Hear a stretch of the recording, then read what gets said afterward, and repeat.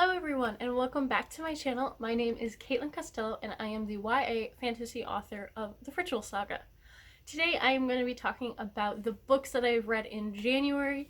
I have been a busy little bee and have actually read a ton this month and it makes me very happy. I did do a Martin Luther King Day reading marathon. It was very impromptu, but I have a video on it. I will link it somewhere. Editing Caitlin, get on it. And I really want to make 2020 the year that I do a poop ton of reading, because the last few years I have not done as much reading as I would like. And so far, we are on a very good streak for that. In January, so far, I have read 10 books. 10! My reading goal this year is to read 50. So, we are already so far ahead of schedule, and it is great. It makes me so happy. So let's get right into the books that I read so far this month. The first book that I read this month is called Marathon Woman, and I'll put a little thumbnail right there, by Kathrine Switzer. And this was a autobiography, memoir-y book about Kathrine Switzer, who is the first woman to run the Boston Marathon with numbers. And numbers are like the little paper that you'll see runners wearing, and up until that point women were not allowed to run the Boston Marathon or any marathon. There had been, I can't remember her name now, there was one woman prior who had run the marathon, but it was without numbers, and she jumped in after the start because officials would not let any woman start. And so it's about her story with the Boston Marathon and going forward, how she went from more of a jogger to a runner and really showed that women can work and be just as good as men, and what she did for women's running as a sport, making it what it is, helping to get the marathon in the Olympics, things like that. And it was a very, very good book. I found it very inspirational.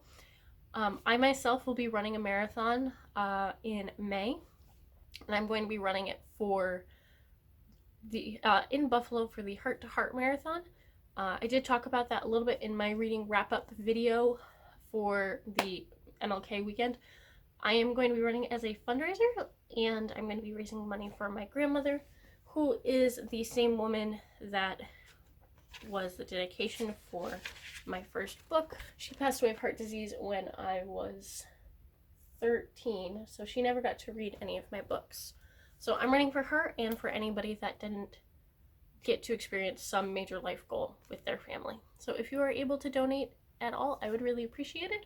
I am trying to raise $774 because I can't do four numbers. Well, I could, but I don't think I'm going to get into the thousands at this point. But my grandmother's birthday was July 7th, 1944. So 7744. It'd be cool if we could get to like 774.4. That was the original goal, but they wouldn't let me do that on the website. Okay, first book. Woo! I gave that a 5 out of 5 stars. It was very inspirational, and I absolutely loved it. Kathrine also narrates the audiobook, so it was really cool to hear her story in her own words. The second book that I read this month was Dracula. I was feeling nostalgic and wanted to pick up my favorite book. I absolutely love Dracula. I have read it many, many, many times. When I was little, I'll put a picture of it here, the Blackstone audiobook edition of it, illegally downloaded on my phone. I just didn't return it to the library, and I probably listened to it 20 times. So if you follow me, you know that I wrote my senior thesis partially on Dracula, so I had to go home for a little bit. So that was the second book that I read this year. The third book that I read this year was another running book. It's called Running Man by Charlie Engle, and it was the story also read by the author of Charlie Engle, who is a recovering addict and marathon ultra runner.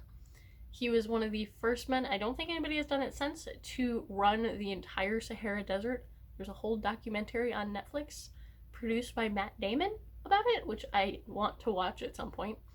And it tells the story of how he used running to deal with his addiction, and he transferred the addiction tendencies into running, and then eventually running ultra marathons, which is like crazy and intense and a lot. It was okay. I gave it 3 out of 5 stars. I enjoyed it, but it wasn't initially what I thought it was going to be, but it was good for what it was. The third book that I read this month was Again But Better by Christine Riccio. I butcher her name every single time. I'm not sure how you pronounce it, but her YouTube channel is XTeenMay. She is one of the original booktubers here on YouTube, and she wrote the most adorable study abroad romance coming of age story thing. I loved it. I laughed so much at it. I read partially before the marathon that I did, the book marathon, but then I read 75% of it in like 12 hours. So it was awesome. I gave that 5 out of 5 stars. I loved it. The third book that I read, and part of the reason I didn't finish any other books, officially finish books during my reading marathon, was Lady Midnight by Cassandra Clare. I have had this book since April of 2016, and I finally read the tome that it is during that reading marathon. I was very impressed with myself. I gave it 4 stars. I enjoyed it. I definitely think I would have enjoyed it more back in 2016. I definitely think it was still a good book. Yeah, I did not like the ending. I talked about that in my reading wrap-up marathon. I did not like the choices that were made, but I sort of understand as a writer why they were made. So I still don't think I like it because I don't like what the characters did, but it also fits the characters in their attitudes. So slightly, it was a bit out of context, but desperate. So if you've read it, you know what I'm talking about. So this I gave 4 stars. The 5th book, are we on the 5th book? 1, 2, 3, 4, 5, 6. The 6th book, the 6th book that I read this month was Down Amongst the Sticks and Stones by Seanan McGuire. I gave this 4 stars. Let me double check. Yes, 4 stars. And this is the second book in the Wayward Children series, which is the series about all of the children that have come back through their doorways. For example, like Alice coming back through the looking glass and Lucy coming back from Narnia. It's a special school for children that have gone to these other worlds. And Down Among the Sticks and Stones is about Jacqueline and Jillian, or Jack and Jill. Jack and Jill went down the hill, and their story. And you kind of know what they get into in the first book, but it's a callback and you actually see their time. So it was cool. It was creepy. I enjoyed it. I gave it 4 stars. Yeah, I liked it. The 1, 2, 3, 4, 5, 6, 7th book that I read this month was The Trials of Apollo, the Tyrant's Tomb. This is the 4th book, and I think it's the penultimate, in the Apollo series. I love this series. I just love Rick Riordan. I gave it 4 stars. It was a bit slow at points, but I still loved it. The characters are so funny. It's been a couple months since I read the last one, so there was some details I forgot, but I eventually remembered them, so it was okay. But I just really enjoyed this series. It's a good, happy series for me. So I gave that one 4 stars. The next book that I read was a white book, you can't see, Business for Authors by Joanna Penn. This was one that I had previously started, but I finally finished it. I've been picking at it bits and pieces for, I want to say 2 years now. I've just had it on my nightstand and I would read bits and pieces here and there.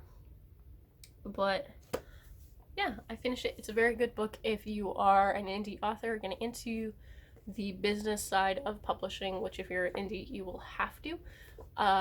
You can't really get away with it unless you don't want your books to do super well, which I don't know why anybody would, but all of Joanna's pens are great. I gave this 5 4 stars. But I mainly think that was because I took a long time. But also, things change a lot, so there's some things. I have one of the older editions, so for me now it's a little bit off, but at the time it would have been great. I believe this one came out, and she's always updating her stuff, so it's not like it constantly needs to be.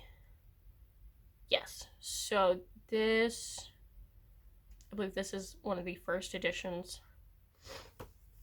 So this came out in 2014. So some things are off, but I think she's on her 3rd edition of it at this point. So definitely been updated. Definitely you should still read it and give her some love. The 9th book that I read this month was The Fork, the Witch, and the Worm. The Aragon something. What is it called? The Aragon. I think it's just called Aragon. Fork, the Witch, and the Worm, Aragon. Tales from Elegasia by Christopher Paolini. So this is a sort of spin-off short story series. It's weird. It's interesting. By Christopher Paolini, following, at least for this one, Aragon after the events of Inheritance. I liked it. I gave it 4 stars. It's been a long time since I read Inheritance. And when I read it, I listened to the audiobook. So for me, it was really cool seeing how the words were like written out, which is like stupid, but it was also fun to be like, oh, do I remember how this is pronounced? But I enjoyed it. It was a good callback. It was different.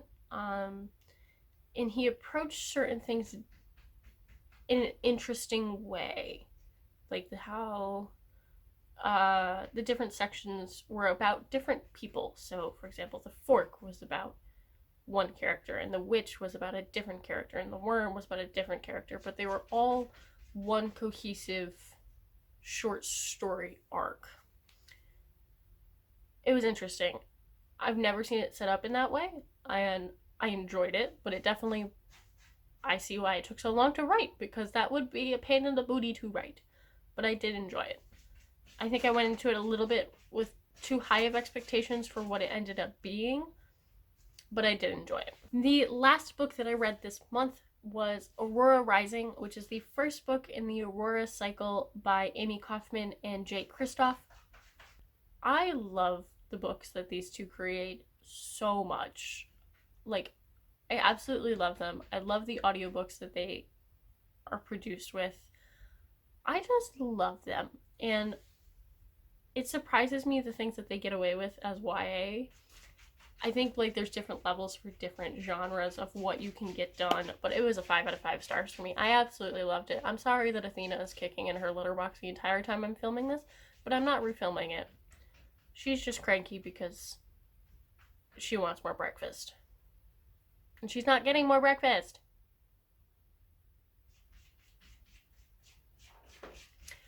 So, Aurora Rising. It is a great book. I am very excited for the second book, which will be, I forget what it's called, Aurora Burning, and that's coming out in May, I believe, and I would love to get my hands on it as soon as possible. Aurora Rising, let me just give a brief recap, is the new series by them about a squad of military people from the Aurora Legion, and one of their alpha leaders goes out before the draft to figure out their teams, and he ends up getting a distress call when he is out in space, in the fold. So he goes and he ends up finding a singular girl alive, still in her cryotube. Everybody else on the ship is dead, and he brings her back with him and saves her. But then shit starts going down, and yeah, and her name is also Aurora, so she goes by Ori though. But Aurora Rising, is it the Legion Rising? Is it Aurora Ori Rising? What is it?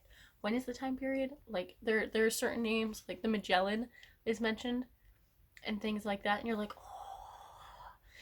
I also just love the Illuminae series. Oh my god, Athena.